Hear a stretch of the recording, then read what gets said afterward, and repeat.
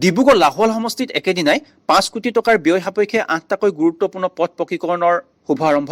আগন্তুক নিৰ্বাচনৰ পাক মুহূৰ্তত দেশৰ প্ৰধানমন্ত্ৰীৰ পৰা আৰম্ভ কৰি মন্ত্ৰী বিধায়ক ব্যস্ত এতিয়া আধাহিলা ৰাজনীতিত। ডিব্ৰুগড় লাহোৱালৰ যুৱ বিধায়ক ঋতুপৰ্ণ বৰুৱাই আজি একেদিনাই পৃথকে 8টাকৈ গুৰুত্বপূৰ্ণ পথ পকীকৰণৰ আধাহিলা স্থাপন কৰে। PMGSY আঁচনিৰ অধীনত ডিব্ৰুগড় বৈৰাগী মঠ বাণীপুৰ ষ্টেচন হৈ হাতীমূৰা মানকটা সংযোগী এটা গুৰুত্বপূৰ্ণ পথ 2 কোটি টকাৰ ব্যয় সাপেক্ষে আধাহিলা স্থাপন কৰি অসম চৰকাৰৰ লোক নিৰ্মাণ বিভাগৰ দ্বাৰা SOPD 2020-21 বৰ্ষৰ আঁচনিৰ অধীনত মানকটা টেপগাঁৱৰ জ্যোতিপথ সহ প্ৰায় 3 কোটি টকাৰ ব্যয় সাপেক্ষে মুঠ 7টা পথৰ আধাহিলা স্থাপন কৰে।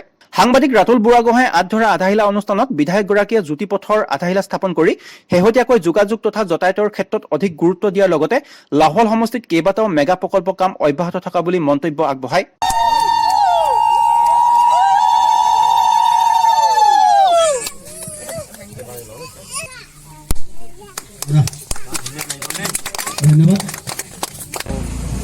আজি আমি লাহোৱাল বিধানসভা সমষ্টিৰ অন্তৰ্গত ডিব্ৰুগড় চহৰৰ একেবাৰে কাষৰ এই আমাৰ সিংদাইনান পঞ্চায়তৰ আৰু মানকটা পঞ্চায়তৰ আমি কেইবাটাও পথৰ আজি কামৰ শুভাৰম্ভণি কৰিছোঁ।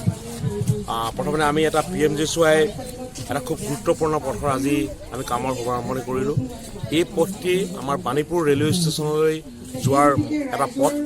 এই পথটো হোৱাৰ লগে লগে আমাৰ এই বৃহত্তৰ অঞ্চলটোৰ তাৰ লগে লগে আমাৰ মৰাণৰ ফালৰ পৰা যিসমূহ গাড়ী আহিব, এই গাড়ী আহি যোৱাৰ বাবে ডিব্ৰুগড় চহৰত ভিৰ নোহোৱাকৈ আমি বৈৰাগী মঠেদি বৈৰাগী মঠ গৈ বাণীপুৰ ৰেলৱে ষ্টেচন সোমাব পাৰিব। আৰু এই অঞ্চলৰ সামগ্ৰিক উন্নয়নৰ বাবে প্ৰথম যাতায়াতৰ উন্নয়ন হ'ব লাগিব বুলি কৈ যুগ যুগ ধৰি পথ যাতায়াতৰ ক্ষেত্ৰত ডিব্ৰুগড় জিলাৰ ভিতৰত অন্যতম পিছপৰা লাহোৱাল সমষ্টিত প্ৰায় সংখ্যক পথ এতিয়া পকীকৰণ হৈ উঠা বুলি মন্তব্য আগবঢ়ায় যুৱ বিধায়ক ঋতুপৰ্ণ বৰুৱাই।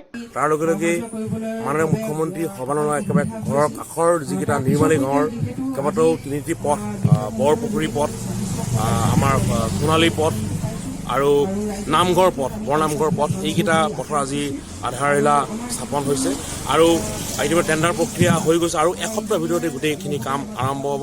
মই ভাবোঁ যে এই পথকেইটা হোৱাৰ লগে লগে বৃহত্তৰ অঞ্চলটিৰ যাতায়াতৰ ক্ষেত্ৰত এক অভূতপূৰ্ব পৰিৱৰ্তন সাধন হ'ব। আৰু এই গুৰুত্বপূৰ্ণ আধাহিলা স্থাপন অনুষ্ঠানত ডিব্ৰুগড় জিলা পৰিষদৰ উপসভানেত্ৰী পুষ্পাঞ্জলি সোণোৱাল, শ্ৰীং ডাইনিজান গাঁও পঞ্চায়তৰ সভাপতি মনোজ সোণোৱাল, উপসভানেত্ৰী বৰ্ণালী সোণোৱাল, স্থানীয় সমাজসেৱক ৰাহুল দেৱ সোণোৱাল, গড়কাপ্তানী বিভাগৰ অভিযন্তা বিনোদ ফুকনকে ধৰি বহুকেইজন গণ্যমান্য ব্যক্তি উপস্থিত আছিল।